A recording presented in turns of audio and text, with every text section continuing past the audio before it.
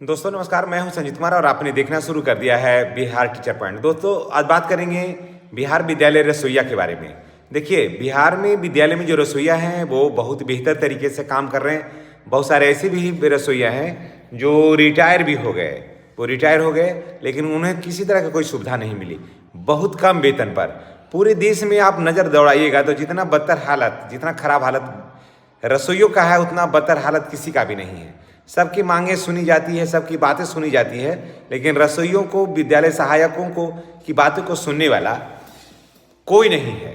तो चलिए आज हम बात करते हैं कि विद्यालय के रसोइया जो हैं वो झाड़ू लगाने का काम, सफाई का करने का काम, खाना बनाने का काम, सारे व्यवस्था को करने का काम विद्यालय के रसोइया ही करते हैं सभी विद्यालयों में। इसके लिए एक लेटर जारी हुआ है। रसोइयों का एक बैठक हुआ था, उसमें कुछ बातें हुई थी जिसमें रसोइयों का वेतन 15,000 रुपया करने का था, उसमें मांग 18,000 रुपया 15,000 रुपया ऐसे करने का मांग था, लेकिन 15,000 पर हुआ था कि 15,000 रुपया मांग किया जाए एक। उसके बाद रसोइयों को था 16 दिन के अवकाश की बात, कि रसोइयों को भी शिक्षकों की भांति 16 दिन का अवकाश मिले। दूसरी बात, अब तीसरी है कि जैसे उसमें था कि रसोइया जो महिला हैं उनको 2 दिन के लिए विशेषावकाश होना चाहिए, ये मांग थी।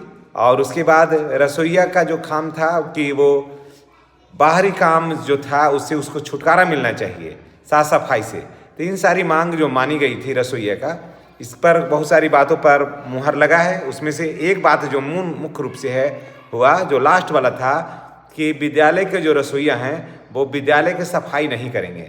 आप देखते होंगे कि बहुत सारे ऐसे विद्यालय हैं जहाँ पर विद्यालय के रसोइया जो हैं वही साफ सफाई का काम करते हैं, जो कि बिल्कुल गलत है। विद्यालय का रसोइया का काम है विद्यालय में समय से आना, उसके बाद मध्याह्न भोजन रिसीव करना, जहाँ खाना बन के आता है उनसे ले लेना है समय से खाना, साफ़ सुथरा बर्तन रखना है।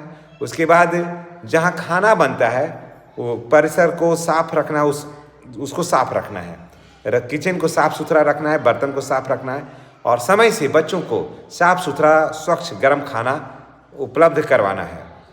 लेकिन क्या हो रहा है कि विद्यालय के रसोइया जो हैं जो पूरे विद्यालय साफ करते हैं, सफाई कर्मी है नहीं, सफाई कर्मी साफ नहीं करता है, और विद्यालय का रसोइया ही है जो सब कुछ साफ सुथरा करता है।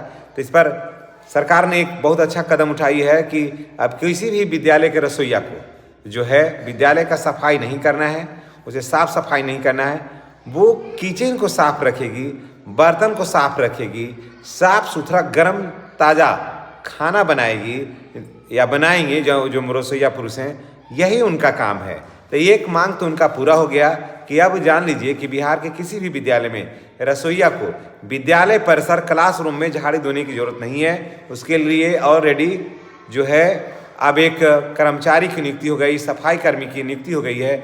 जहां नहीं नियुक्ति हुई है वहां के लोगों को, वहां के एचएम को बोलिए कि आप अपने यहाँ सफाई कर्मी की नियुक्ति करिए, उसके लिए पैसा मिलता है, एक शौचालय पर 500 रुपया मिलता है, तो आप उनकी नियुक्ति करिए और उससे साफ सफाई करवाइए, और हाँ रसोइयों को आप फ्री करिए। अब उसके बाद बच जाता है रसोइयों का सीएल, जो मने होना चाहिए कम से कम 16 दिन सीएल होना चाहिए, और विशेषावकाश का लाभ। अभी देखते हैं ये दोनों का लेटर कब निकलता है, और बहुत जल्द सीएल के लिए और विशेषावकाश के लिए आप लोगों का लेटर भी निकल रहा है। और आप लोगों का पेमेंट जो है वो मांग हो रहा है कि कम से कम रसोइया का पेमेंट जो है वो 15,000 किया जाए। हमें पूरा उम्मीद है कि निकट समय में ही रसोइया का जो पेमेंट होगा 15,000 रुपया जो है प्रति माह के हिसाब से होगा।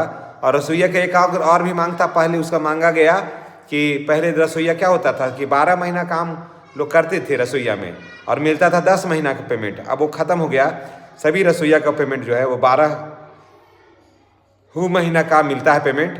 और अब जो है सफाई कर्मी, सफाई से आपकी मुक्ति हो गई। अब आपका काम है कि जो बचा हुआ रह गया कि आपको 16 अवकाश मिलेगा, जैसे शिक्षक शिक्षिकाओं को मिलता है वैसे, और 2 दिन का आपको विशेषावकाश मिलेगा।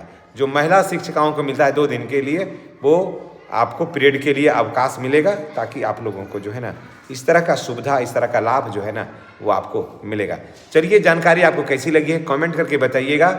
और बहुत जल्द आपका पेमेंट भी बढ़ रहा है, इसके लिए बहुत सारे संगठन मांग भी कर रहे हैं। हम लोग भी अपने चैनल से मांग करते हैं सरकार से कि रसोइया के पेमेंट पर ध्यान दिया जाए। और आपका काम है कि अधिक से अधिक इस वीडियो को शेयर करिए, ताकि अधिक से अधिक लोगों के पास पहुंचे और आपकी मांग को आईटी सेल जो होता है, जो सोशल मीडिया पर जो बातें चलती है उसके संबंध में जो सूचनाएं वो एकत्रित करता है। तो आपसे गुजारिश है कि अधिक से अधिक इस वीडियो को शेयर करें ताकि आपको अधिक से अधिक लाभ हो।